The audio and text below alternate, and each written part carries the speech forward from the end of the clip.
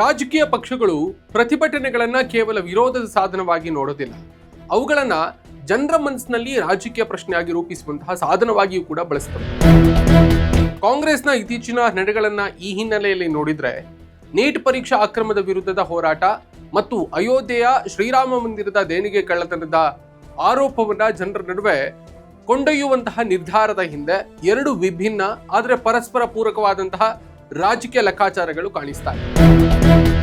Neat ಸೇರಿದ ಹಾಗೆ ಸ್ಪರ್ಧಾತ್ಮಕ ಪರೀಕ್ಷೆಗಳ ಅಕ್ರಮ, ಪ್ರಶ್ನೆ ಪತ್ರಿಕೆ ಸೋರಿಕೆ, ಪರೀಕ್ಷಾ ಫಲಿತಾಂಶಗಳಲ್ಲಿನ ಗೊಂದಲಗಳು ಇಂದು ಕೇವಲ ವಿದ್ಯಾರ್ಥಿಗಳ ಸಮಸ್ಯೆಯಾಗಿ ಉಳಿದಿಲ್ಲ. ಮಧ್ಯಮ ವರ್ಗದ ಕುಟುಂಬಗಳು, ಉದ್ಯೋಗಾಕಾಂಕ್ಷಿ ಯುವಕರು ಮತ್ತು ಅವರ ಪೋಷಕರ ಆತಂಕದ ಪ್ರಶ್ನೆ ಆಗಿದೆ. ಪರೀಕ್ಷೆಗಾಗಿ ವರ್ಷಾನುಗಟ್ಲೆ ಸಿದ್ಧತೆಯನ್ನು ನಡೆಸುವಂತಹ ವಿದ್ಯಾರ್ಥಿಯ ಭವಿಷ್ಯವೇ ಒಂದು ಪರೀಕ್ಷಾ ವ್ಯವಸ್ಥೆಯ ವೈಫಲ್ಯದಿಂದ ಅಸ್ಥಿರ ಆಗೋದಾದ್ರೆ ಅದು ಸರ್ಕಾರದ ಆಡಳಿತ ಸಾಮರ್ಥ್ಯದ ಪ್ರಶ್ನೆಯೂ ಕೂಡ ಆಗ್ತದೆ.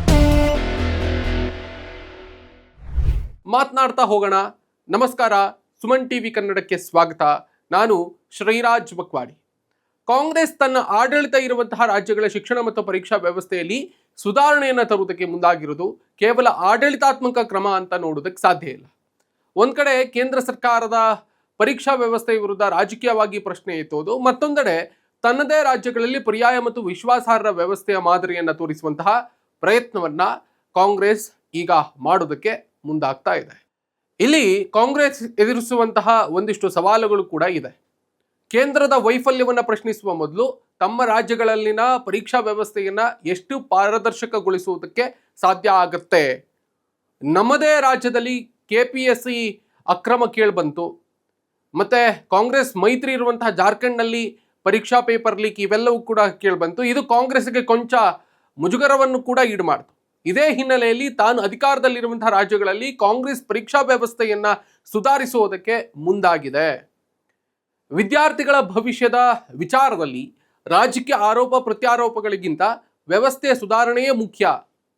ಪರೀಕ್ಷಾ ಸಂಸ್ಥೆಗಳ ಸ್ವಾಯತ್ತತೆ, ಪ್ರಶ್ನೆ ಪತ್ರಿಕೆಗಳ ಭದ್ರತೆ, ಮೌಲ್ಯಮಾಪನದ ಪಾರದರ್ಶಕತೆ, ದೂರು ಪರಿಹಾರ ವ್ಯವಸ್ಥೆ, ತ್ವರಿತ ತನಿಖೆ ಮತ್ತು ತಪ್ಪಿತಸ್ಥರ ವಿರುದ್ಧ ಕಠಿಣ ಕ್ರಮ, ಇವುಗಳ ಬಗ್ಗೆ ಕಾಂಗ್ರೆಸ್ ಆಡಳಿತ ರಾಜ್ಯಗಳು ಸ್ಪಷ್ಟವಾದಂತಹ ಮಾದರಿಯನ್ನು ನೀಡಿದರೆ ಮಾತ್ರ ಅದರ ರಾಜಕೀಯ ಸಂದೇಶಕ್ಕೆ ನೈತಿಕ ಬಲ ಬರ್ತದೆ.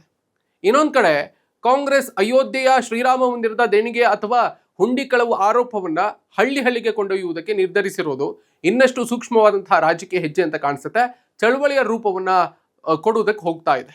ರಾಮ ಮಂದಿರದ ಪ್ರಶ್ನೆ ಬಿಜೆಪಿ ಹಲವು ವರ್ಷಗಳಿಂದ ನಿರ್ಮಿಸಿಕೊಂಡಿರುವಂತಹ ಅತ್ಯಂತ ಪ್ರಬಲ ರಾಜಕೀಯ ಭಾವನಾತ್ಮಕ ಸಂಕೇತ. ರಾಮ ಮಂದಿರವನ್ನ ಕೇವಲ ಧಾರ್ಮಿಕ ಸ್ಥಳವಾಗಿ ಅಲ್ಲ, ರಾಷ್ಟ್ರೀಯತೆ, ಹಿಂದೂ ಭಾವನೆ ಮತ್ತು ರಾಜಕೀಯ ಗುರುತಿನ ಭಾಗವಾಗಿ ಬಿಜೆಪಿ ರೂಪಿಸಿಕೊಂಡಿದೆ. ಹೀಗಿರುವಂತಹ ಸಂದರ್ಭದಲ್ಲಿ ಅದೇ ರಾಮ ಮಂದಿರದಲ್ಲಿ ದೇಣಿಗೆ ಕಳ್ಳತನದ ಆರೋಪ ಕೇಳಿಬಂದಾಗ ಕಾಂಗ್ರೆಸ್ ಅದನ್ನ ಬಿಜೆಪಿಯ ರಾಜಕೀಯ ನೈತಿಕತೆಯ ವಿರುದ್ಧ ಪ್ರಶ್ನೆಯನ್ನಾಗಿ ಮಾಡುವುದಕ್ಕೆ ಬಯಸೋದು ಸಹಜ. ಇದರ ರಾಜಕೀಯ ಉದ್ದೇಶ ಸ್ಪಷ್ಟ ಆಗಿದೆ. ಬಿಜೆಪಿ ಅತ್ಯಂತ ಬಲವಾಗಿ ನಿಂತಿರುವಂತಹ ಭಾವನಾತ್ಮಕ ನೆಲೆಯಲ್ಲೇ ಪ್ರಶ್ನೆ ಎತ್ತೋದು. ಆದರೆ ಈ ಹೋರಾಟದ ಯಶಸ್ಸು ಆರೋಪದ ತೀವ್ರತೆಯಿಂದ ನಿರ್ಧಾರ ಆಗೋದಿಲ್ಲ. ಆರೋಪಕ್ಕೆ ಆಧಾರ ಏನು, ತನಿಖೆ ಏನು ಹೇಳ್ತದೆ, ತಪ್ಪಿತಸ್ಥರು ಯಾರು ಎನ್ನುವುದನ್ನ ಕಾಂಗ್ರೆಸ್ ಎಷ್ಟು ನಿಖರವಾಗಿ ಜನರ ಮುಂದಿಡ್ತದೆ ಎಂಬುದರ ಮೇಲೆ ಅವಲಂಬಿತ ಆಗಿರ್ತದೆ ಅಂತ ಅನ್ಸುತ್ತೆ.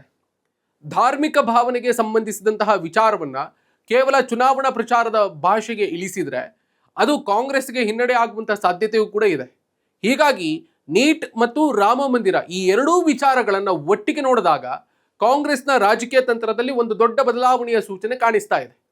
ಒಂದೆಡೆ ಯುವಕರ ಅಸಮಾಧಾನ ಮತ್ತು ಉದ್ಯೋಗ ಪರೀಕ್ಷಾ ವ್ಯವಸ್ಥೆಯ ಮೇಲಿನ ಅವಿಶ್ವಾಸವನ್ನ ರಾಜಕೀಯ ಪ್ರಶ್ನೆಯನ್ನಾಗಿ ಮಾಡೋದು, ಮತ್ತೊಂದೆಡೆ ಬಿಜೆಪಿಯ ಸಾಂಸ್ಕೃತಿಕ ಮತ್ತು ಧಾರ್ಮಿಕ ರಾಜಕೀಯದ ಕೇಂದ್ರ ಸಂಕೇತವಾದಂತಹ ರಾಮ ಮಂದಿರದ ಸುತ್ತಲಿನ ಆರೋಪಗಳನ್ನ ಸಾರ್ವಜನಿಕ ಚರ್ಚೆಯನ್ನಾಗಿ ಮಾಡೋದು. ಅಂದ್ರೆ ಕಾಂಗ್ರೆಸ್ ಕೇವಲ ಬಿಜೆಪಿ ಆಡಳಿತ ವೈಫಲ್ಯವನ್ನ ಪ್ರಶ್ನಿಸೋದಲ್ಲ, ಬಿಜೆಪಿಯ ರಾಜಕೀಯದ ಎರಡು ಪ್ರಮುಖ ಮತದಾರರ ನೆಲೆಗಳನ್ನೇ ಗುರಿಯಾಗಿಸಿಕೊಂಡಂತಿದೆ.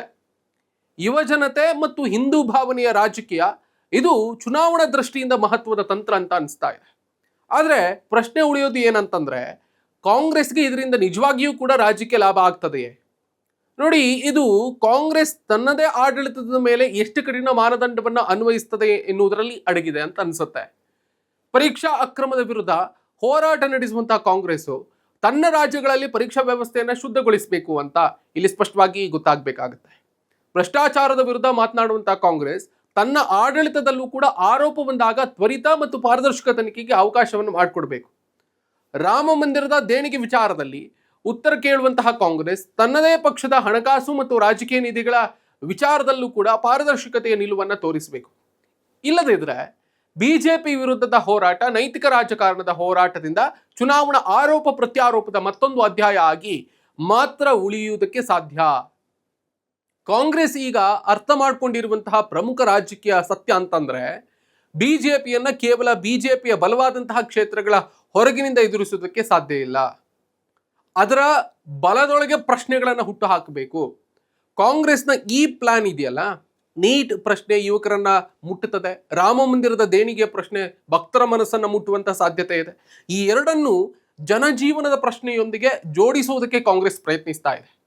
ಆದರೆ ಅಂತಿಮವಾಗಿ ರಾಜಕೀಯ ಘೋಷಣೆಗಿಂತ ಜನರಿಗೆ ಬೇಕಾಗಿರೋದು ವಿಶ್ವಾಸಾರ್ಹ ವ್ಯವಸ್ಥೆ ಮತ್ತು ಉತ್ತರದಾಯಿತ್ವ ಅಂತ ಅನಿಸುತ್ತೆ. ವಿದ್ಯಾರ್ಥಿಗಳಿಗೆ ಪರೀಕ್ಷೆಯಲ್ಲಿ ನ್ಯಾಯ ಬೇಕು, ಭಕ್ತನಿಗೆ ತನ್ನ ದೇಣಿಗೆ ಸುರಕ್ಷಿತ ಆಗಿದೆ ಎನ್ನುವಂಥ ವಿಶ್ವಾಸ ಬೇಕು, ತೆರಿಗೆದಾರನಿಗೆ ಸಾರ್ವಜನಿಕ ಹಣದ ಬಳಕೆಯಲ್ಲಿ ಪಾರದರ್ಶಕತೆ ಬೇಕು. ಈ ಮೂರೂ ಪ್ರಶ್ನೆಗಳಿಗೆ ಪ್ರಾಮಾಣಿಕ ಉತ್ತರ ನೀಡಬಲ್ಲಂತಹ ಪಕ್ಷವೇ ಈ ರಾಜಕೀಯ ಹೋರಾಟದಲ್ಲಿ ನೈತಿಕ ಮೇಲುಗೈ ಸಾಧಿಸಬಹುದು ಅಂತ ಅನಿಸುತ್ತೆ. ಹೀಗಾಗಿ ಕಾಂಗ್ರೆಸ್ನ ಇತ್ತೀಚಿನ ನಿರ್ಧಾರವನ್ನ ಕೇವಲ ಪ್ರತಿಭಟನೆಗಳ ಮುಂದುವರಿಕೆಗಾಗಿ ನೋಡುವುದು ತಪ್ಪಾಗಬಹುದು.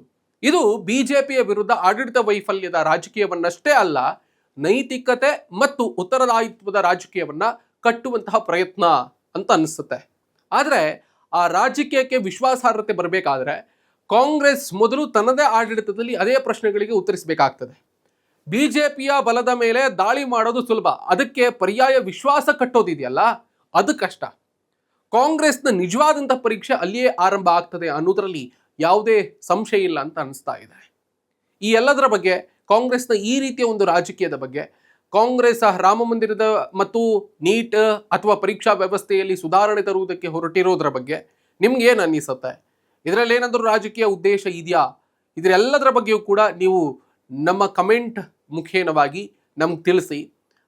ಥ್ಯಾಂಕ್ ಯು ಸೋ ಮಚ್ ಈವರೆಗೆ ಈ ಒಂದು ಸ್ಪೆಷಲ್ ಎಕ್ಸ್ಪ್ಲೈನರನ್ನು ನೋಡಿರೋದಕ್ಕೆ ಮತ್ತು ಕೇಳಿರೋದಕ್ಕೆ. ನಾನು ನಿಮ್ಮಲ್ಲಿ ಒಂದು ರಿಕ್ವೆಸ್ಟ್ ಮಾಡ್ಕೊಳ್ತೀನಿ, ನೀವಿನ್ನೂ ಕೂಡ ಸುಮನ್ ಟಿವಿ ಕನ್ನಡದ ಸಬ್ಸ್ಕ್ರೈಬರ್ ಅಲ್ಲದೇ ಇದ್ದರೆ ಈ ಕೂಡಲೇ ಸಬ್ಸ್ಕ್ರೈಬ್ ಮಾಡ್ಕೊಳ್ಳಿ. ಆ ಮುಖೇನವಾಗಿ ನಮ್ಮ ಎಲ್ಲ ಕಂಟೆಂಟ್ಗಳು ನಿಮ್ಮನ್ನು ಶೀಘ್ರದಲ್ಲೇ ತಲುಪುತ್ತೆ. Thank you.